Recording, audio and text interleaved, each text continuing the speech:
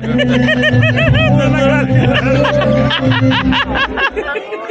जी की होया सी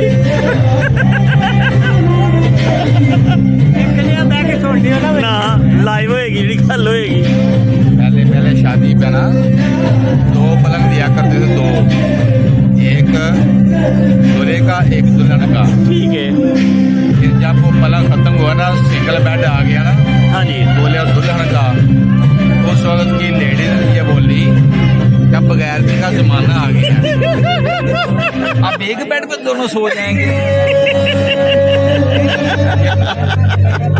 और अब माशाल्लाह तरक्की हो गई। आते ने मैं छोटा जा ना मेरे सामने 2 बैठ जाते होंगे जहाज च ना ताज विच मैं वेख्या ना पहली बारी इको ही बैठ तो मैं तो एडी बगैर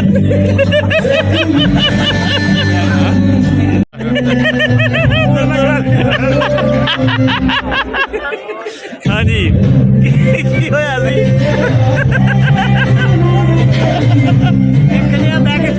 ना लाइव होएगी जी गल होएगी।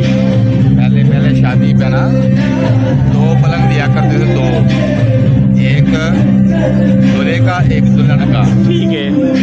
फिर जब वो पलंग खत्म हुआ ना, सिंगल बेड आ गया ना हाँ जी दूल्हे और दुल्हन का, उस वक्त की लेडीज ये बोली क्या बगैर भी का जमाना आ गया, अब एक बेड पे दोनों सो जाएंगे।